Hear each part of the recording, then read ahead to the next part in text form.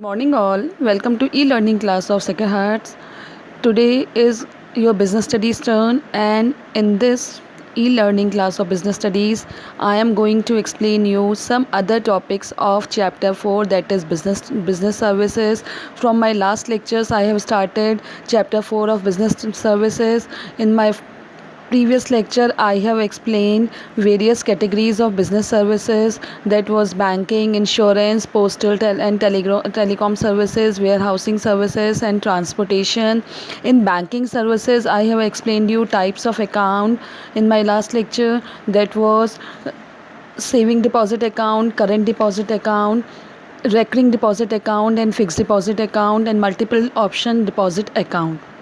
Some other topics I have also explained, that was payment through banking services like through bank draft, through bank checks, through overdraft, through cash credit, through short, medium, long term loans, and I have explained all these things. Now from my this lecture I am going to cover some other topics of this chapter, that is types of banks, benefit of e-banking to customer and bank, and digital payment.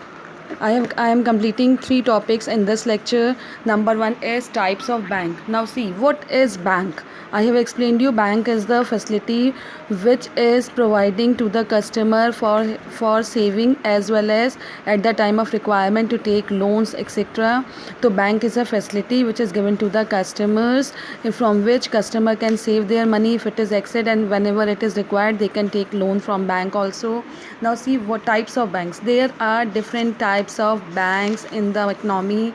The focus and services provided by a banks make it different from other banks, और जब एक bank की जो focus है, it makes different one bank to the other bank on the basis of services provided by the banks. The banks can be classified as follows, and bank on the basis of their services it is classified as follows. See, number one, commercial bank. Number one bank, first bank is commercial bank. Commercial bank is known as banker to the public. Commercial bank को banker to the public कहते हैं. It is the public bank in which public can directly open their account, save their money, and as and when required they can take loan from these bank. Commercial banks are the institutions established and governed by Indian Banking Regulation Act 1949. It is an institution which is started and governed by Indian Banking Regulation Act 1949. Commercial banks can be public sector and private sector. Commercial bank दोनों होते हैं आपके, public sector and private sector both. In public sector commercial bank government is a major stakeholder. Public sector commercial bank में government उसका major stakeholder है और government के ही bank होते हैं, and it give importance to social objectives over profit. और these commercial bank give importance to social objective. They are there for the services given to the public. And then for example SBI, PNB, Punjab national bank, SBI,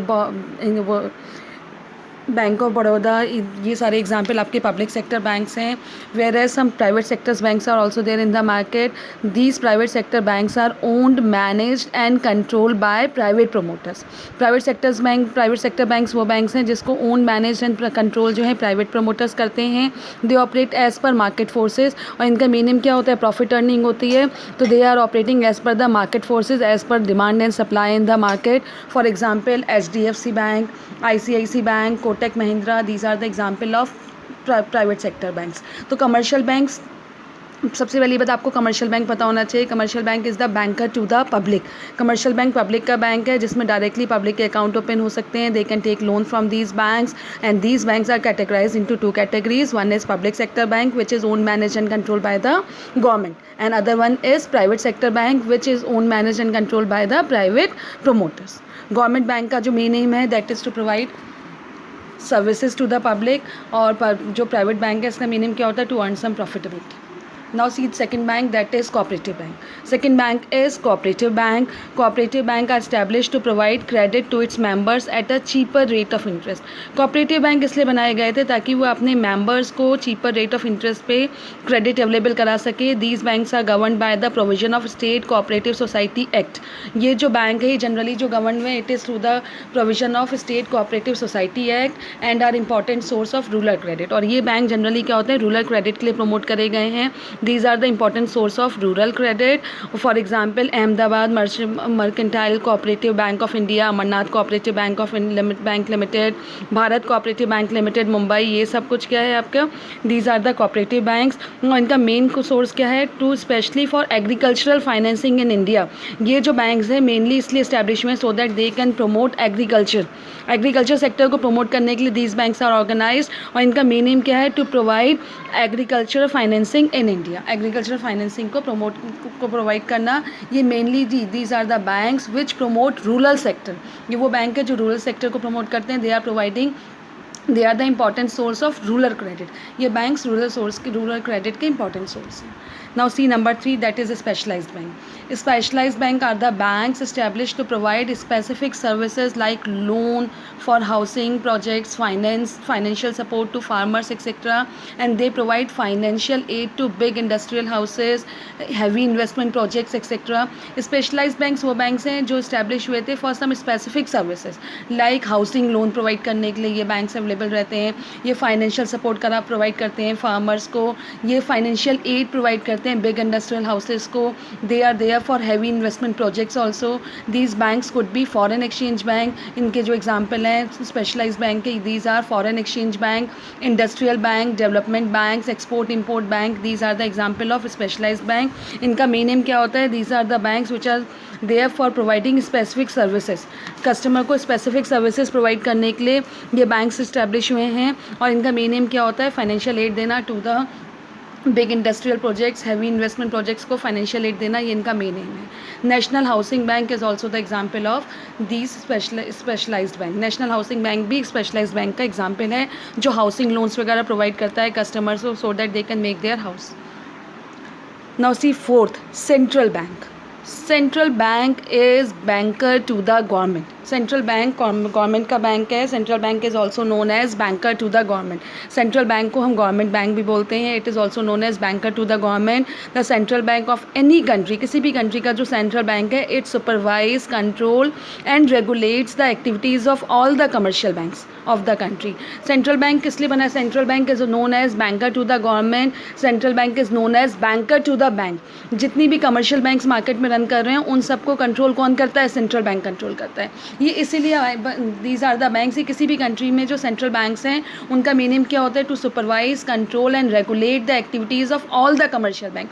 सारे commercial banks की activities को supervise करना, regulate करना, control करना, it is the work of central bank. It act as a government banker. इसको government banker भी बोलते हैं. इट मीन्स गवर्नमेंट का भी जो भी अकाउंट है it is there in central bank. Central bank में गवर्नमेंट का अकाउंट ओपन होता है. गवर्नमेंट को ये कोऑर्डिनेट करता है. जो करेंसी इशू होती है मार्केट में वो भी सब सेंट्रल बैंक के थ्रू इशू होती हैं. ये जो है कंट्रोल और कोऑर्डिनेट करता है currency as well as credit policy of any country. किसी भी कंट्री की क्रेडिट पॉलिसी को यही कंट्रोल करता है. करेंसी इशू भी यही सेंट्रल बैंक्स करते हैं. और इंडिया का जो सेंट्रल बैंक है it is known as Reserve Bank of India. जो इंडिया का central bank of India is Reserve Bank of India. Now see the next topic, that is second topic which I have to explain in this lecture, that is benefits of e-banking to the customer. Internet banking.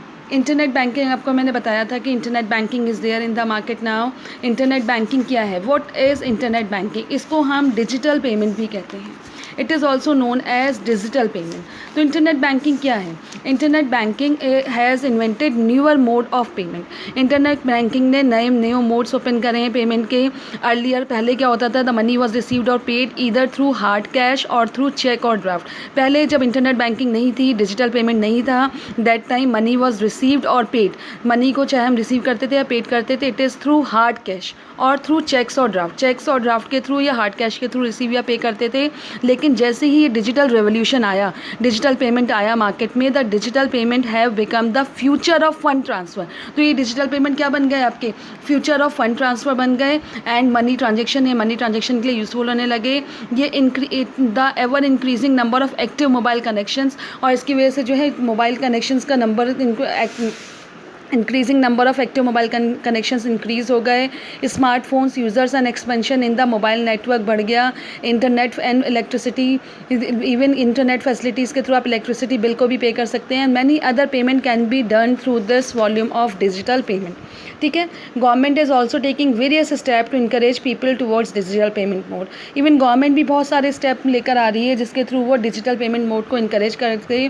Government का main aim क्या होता है कि provide आपको cash transaction या आपका जो है चेक के ऊपर डिपेंड होना नहीं है। डिजिटल इंडिया इज़ द, आप देखिए अब इस समय मोदी जी की उसमें आपके गवर्नमेंट में ये डिजिटल इंडिया मेन थीम चल रही है डिजिटल इंडिया। इसका मतलब क्या हो गया है कि cashless transaction, cashless India, digital India, ये मेन थीम है आपकी इस गवर्नमेंट की। तो ये they are providing digital payment facilities, they are promoting digital payment facilities in the market so that people could not, there is no need to carry cash और cheque with them to do the payments. There are different apps in the apps are there जो through which we can do the payment। इसका सबसे बड़ा government का जो app है that is भीम app, जो गवर्नमेंट ऐप है जिसके through we can do online payment, that is भीम ऐप।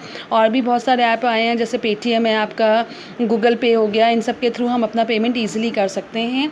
तो what is the benefit of e banking to customers. अच्छा, इस ई बैंकिंग ने डिजिटल पेमेंट मैंने आपको पूरा बता दिया। Digital payment is a way of payment where the digital mode are use to transfer money, जहाँ पे हम डिजिटल मोड को यूज़ करते हैं मनी को ट्रांसफ़र करने के लिए। डिजिटल पेमेंट को इलेक्ट्रॉनिक पेमेंट भी कहते हैं और ये इंटरनेट फैसिलिटीज़ के थ्रू आप इसको पेमेंट कर सकते हैं। इससे थ्रू आप इंस्टेंट एंड कन्वीनियंट वे है पेमेंट करने का। ठीक है, तो what is the benefit of digital payment to e bank to the customers, या ई बैंकिंग जो है कस्टमर्स को किस तरीके से बेनिफिट कर रही है। Number 1, digital payment and transparency. E banking provide facility of digital payment. E banking जो है डिजिटल पेमेंट की फैसिलिटी प्रोवाइड कर रही है।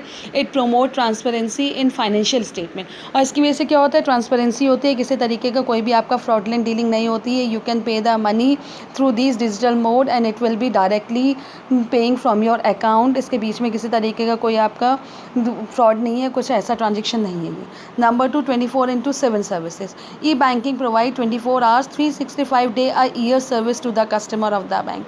ई बैंकिंग जो है कस्टमर को 24 आवर्स एंड 365 डे की सर्विसेज प्रोवाइड कर रही है। There is no need to be there during banking hours, आपकी ज़रूरत नहीं कि बैंकिंग आवर्स में आपको जाके काम करना है। Through this digital payment you can do payment at any time 24 hour into 24 hours to 365 days की सर्विसेज ये प्रोवाइड कर रही है। Number 3, convenience. Digital payment is very convenient to the customer. Customer can make some of the permitted transaction from office और house. आप कहीं पर भी बैठे हुए, घर में बैठे हैं, आप ट्रैवलिंग कर रहे हैं, you are sitting in the office, आप आराम से डिजिटल पेमेंट के through within seconds, within minutes आप अपने ट्रांसफ़र को कर सकते हैं। You can pay anything, you can pay electricity bill, you can pay house rents, you can pay anything through this digital payment. We can do this, and wherever we are we can use this facility in that place only. Now see benefits to the bank. What is the benefit of e-banking to the bank? अभी मैंने आपको customer का benefit बताया। Customer को 24/7 की services मिल रही है through this digital payment. Customer के लिए ट्रांसपेरेंसी है क्योंकि इसके बीच में किसी तरीके का कोई भी आपका फ्रॉडलेंट नहीं होता है। And then customer is convenient in this digital payment, मतलब कस्टमर कहीं पर भी रहकर ऑल ओवर इंडिया में कहीं पर भी बैठा हुआ है और किसी भी आवर में वो जो है इसका पेमेंट कर सकता है। Now see what are the benefits to bank through this e banking. क्या बेनिफिट्स बैंक को मिल रहा है। Number 1, competitive advantage.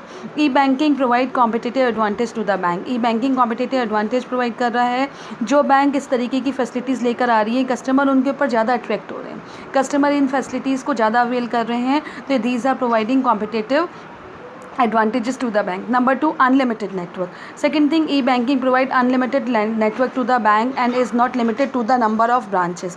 e-banking के थ्रू बैंक जो है नंबर ऑफ ब्रांचेस के ऊपर लिमिटेड नहीं है. It is providing unlimited network. Any PC connected to modem and telephone can provide cash withdrawal need of the customer.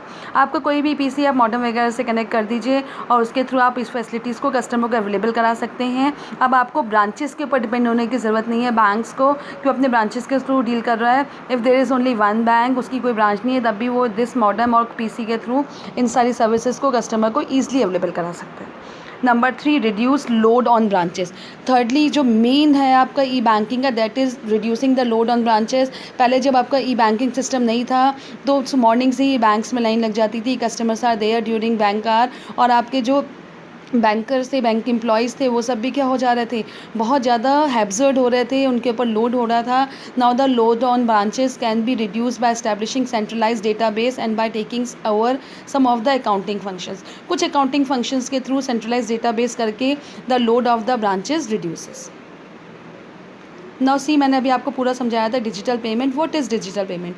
Internet has invented newer mode of payment. Internet ने कई newer mode of payment को internet avail कराया है.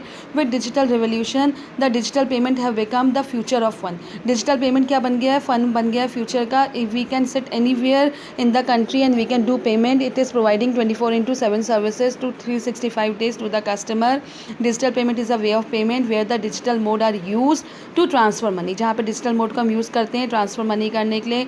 Digital payment को हम electronic payment भी कहते हैं और ये इंटरनेट कंप्लीट हो जाता है ऑनलाइन यूजिंग इंटरनेट फैसिलिटीज़ को यूज़ करके आप इन पेमेंट को अवेल कर सकते हैं. It is an instant and convenient way to make the payment. Now see, there are some different types of digital payment modes. Digital payments के कई सारे मोड हैं जिनकी फैसिलिटीज़ के थ्रू हम पेमेंट कर सकते हैं टू द कस्टमर और the customer can use these services और modes for doing the payment. There are many types of cards and apps available to transfer fund electronically. कई सारे कार्ड्स हैं, कई सारे ऐप्स हैं जिसके थ्रू आप अपने फ़ंड को ट्रांसफ़र कर सकते हैं electronically. Some of the commonly use digital modes are: number 1, automated teller machine. सबसे पहला क्या है तुम्हारा? नंबर 1 वो debit card, sorry not. Number 1 is debit card. Debit card debit card क्या होता है? What is debit card? Debit card is a type of card through which you can do payment. Debit card is a plastic card used by the account holder to make payment without any physical exchange of money. Debit card एक plastic card है जो account holder के through use होता है to make the payment without any physical exchange of money. जहाँ पे physical exchange of money की ज़रूरत नहीं है. It is used by a bank to the account holder. ये बैंक के थ्रू यूज़ हो रहा है. द बैंक की फैसिलिटी है जो अकाउंट होल्डर को अवेलेबल हो रही है. A debit card holder can make payment at the shops और stores which have point of sale terminal. Debit card के थ्रू आप किसी भी ऐसी शॉप पे या स्टोर पे जहाँ पे आपकी पॉइंट ऑफ सेल टर्मिनल है आप पेमेंट कर सकते हैं. It is a new mode of making payment और इसमें आपके अकाउंट में जितनी भी मनी होती है उस up to that limit you have to make the payment. When the customer present the debit card, the point of sale terminal automatically transfer money from the customer bank account to the stores account. और जब भी ये customer जो है अपने debit card को present करता है ऑटोमेटेड टर्मिनल को तो ऑटोमेटिकली आपके अकाउंट से जो है बिल, जो भी बिल आपने पेमेंट किया है वो स्टोर्स अकाउंट में ट्रांसफ़र हो जाता है. The account holder can pay their bill by attaching their personal computer. और ये अकाउंट होल्डर जो है पर्सनल, ठीक है. तो बेटा डेबिट कार्ड क्या हो गया? डेबिट कार्ड के थ्रू कोई भी आपका अकाउंट होल्डर जो है पेमेंट कर सकता है एट द शॉप्स और store which have the point of sale terminal. और जब when you are showing the debit card तो ऑटोमेटिकली आपके अकाउंट से मनी ट्रांसफ़र हो जाती है टू दैट पर्सन अकाउंट जिसको आपको पेमेंट करना है. आपके अकाउंट से मनी डेबिट हो जाएगी और पर्सन के अकाउंट में मनी ट्रांसफ़र हो जाएगी. Debit card the terminal automatically, debit card को प्रेजेंट करने पर ही टर्मिनल ऑटोमेटिकली ट्रांसफ़र कर देगा. बट इसके लिए आपको मेनली पिन चाहिए होती है. वो आपके पास जब तक उसकी पिन नहीं होगा आपका ये डेबिट कार्ड के थ्रू पेमेंट नहीं होगा. इट मीन्स ये आपका सेफ़ भी है पेमेंट के लिए. जिसके पास आपका उसका पिन कोड होगा वही डेबिट कार्ड के थ्रू पेमेंट कर सकता है. ऐसा नहीं है कि आपका डेबिट कार्ड कहीं पे खो गया है, कुछ हो गया तो आपके पिन के तो कोई भी उसको यूज़ कर सकता है. Debit card can B use by only that person who nose the pin of that debit card. Now number 2 is credit card. Credit card is like a bank account without having balance in it. Credit card एक bank account है जो बिना balance के run करता है. It enable the card holder to have overdraft facility. ये card holder को overdraft facility provide कर रहा है. It is also a plastic card issued by a bank to its customer. It is also a plastic card जो bank issue करती है customer को. But debit card और क्रेडिट कार्ड में डिफरेंस क्या है? Debit card is use only when the money is there in your account. But credit card is providing you overdraft facility. मतलब एक तरीके का ओवरड्राफ्ट फैसिलिटी प्रोवाइड कर रही है. आपके बैंक में कोई मनी नहीं है then also you can use this credit card. The card shows detail namely name of the customer. उस कार्ड पे आपके डिटेल होती है कस्टमर का नेम, उससे signature, expiry date of the card, name of issuing bank, everything is mention on this credit card. The bank allow the customer to use the credit card up to the maximum credit limit. और bank customer को allow करता है कि up to the maximum credit limit तक वो credit card को use कर सकता है. एंड देन जो है the credit card can B use which is usually. और इसके बाद जो आपने जितनी भी अमाउंट विड्रॉन करी है from through this credit card, it has to be repaid within 45 days of the transaction. 45 days of the transaction में आपको बैंक को इसको रिटर्न करना होता है। Whatever credit facilities you are using from this credit card, that credit payment can be done within 45 days, and if you are not able to pay within 45 days, then interest will be charged on that amount which you have withdrawn from this credit card। उस credit card के through आपने जितनी amount withdrawn करी उस पर interest charge होना शुरू हो जाता है। Now see the third, that is national electronic fund transfer. ये बहुत ज़्यादा कॉमन मोड हो गया है। NEFT आप अपने पेरेंट्स को देखते होंगे, even you people are also using these facilities. NEFT वो पेमेंट है जो आपको डायरेक्टली एक पार्टी दूसरे पार्टी को पेमेंट कर सकती है, और इसके थ्रू आपका ये क्या होता है, under this the fund is directly transfer from one account to another account. NEFT के थ्रू आप एक अकाउंट होल्डर से दूसरे अकाउंट होल्डर के अकाउंट में मनी को ईजिली ट्रांसफ़र कर देते हैं। Direct transfer help both the party from inconvenience of drawing check। और ये डायरेक्ट पेमेंट के थ्रू आपको चेक को ड्रॉ करने की, चेक को डिपॉजिट करने की, इन सब की ज़रूरत नहीं पड़ती है। डायरेक्ट पेमेंट के through you can use the payment and you can transfer money directly from one person account to the other person account. ठीक है। Then NEFT functions on net basis which means that the settlement of transaction process are done on regular interval. और आप इस facilities को regular interval पे use कर सकते हैं, इसकी कोई लिमिट नहीं है। NEFT में बस आपके अकाउंट में मनी होने चाहिए, यू कैन ट्रांसफ़र और सेटल कर सकते हैं पेमेंट कभी भी on the number of settlement process आप कर सकते हैं through this NEFT system. Now see fourth, that is real time gross settlement। Real time gross settlement, it is known as RTGS। इसको हम RTGS भी कहते हैं। RTGS is a system where funds are transferred through e-banking using internet facility. RTGS के थ्रू भी हम fund को ट्रांसफ़र करते हैं using internet facility. In this system the funds are transferred from one bank to another on real time and on the gross basis. RTGS के through money को जो हम ट्रांसफ़र करते हैं वो real time and on gross basis पे transfer होता है। Real time means that the transaction is process as soon as the instruction are receive. Real time का मतलब क्या होता है, जैसे ही इंस्ट्रक्शन रिसीव्ड होते हैं ट्रांसफ़र पेमेंट का ट्रांसफ़र हो जाता है। और उसके अलावा gross basis means that the transaction is settled on. Gross basis का मतलब ये 3 days का ग्रॉस टाइम पीरियड लेता है और तब आपका ट्रांजेक्शन सेटल ऑन हो जाता है। मीन्स अगर आपने आज पेमेंट करा तो विद इन 3 days ये अमाउंट आपके अकाउंट में RTGS मतलब ट्रांसफ़र हो जाएगी। तो रियल टाइम मीन्स आपको डायरेक्ट उसी वक्त जब आपने जैसे ही प्रोसेस करा वैसे ही आपका पेमेंट ट्रांसफ़र हो गया। And gross settlement means it will take 1 or 2 days to complete the transaction on one-to-one basis without bunching or netting them with any other transaction। Means एक 1 by 1 जो आपका ट्रांसफ़र होता चला जाता है। Once process payment are final and irrecoverable. और एक बार अगर ये पेमेंट हो जाता है तो ये आपका इरिकवेबल है, मतलब आप इसको रिकवर नहीं कर सकते। एक बार आपने RTGS अगर अमाउंट किसी के अकाउंट में कर दी तो वो दोबारा से रिफंडेबल नहीं होती है। तो RTGS is real time gross settlement, मतलब ये आपका एक सेटलमेंट करने के लिए होता है। जब एक बैंक को दूसरे बैंक की कोई मनी की रिक्वायरमेंट थी, उसने उससे लोन ले लिया या मनी ले ली, बोरो कर ली, तो वो फिर उसके अकाउंट में RTGS कर देता है अमाउंट, सो दैट वो अपने जो है पेमेंट को दे सके, जो ड्यू पेमेंट उसका था उसको वो पे कर सके। Now C fifth, that is automated teller machine ATM। ये आपका बहुत कॉमन मोड है पेमेंट का, ये आप सब यूज़ करते हैं। आप सभी के घरों में मतलब we are using this ATM। जो मैंने अभी आपको डेबिट कार्ड बताया था, डेबिट कार्ड का facilities you can avail, you can take out cash from this ATM through by using this debit card. Debit card को यूज़ करके हम इन ATM के थ्रू कैश ले निकाल सकते हैं। We can get cash from this ATM automated teller machine by using the debit card. The person who makes payment and accept deposit in bank known as Taylor.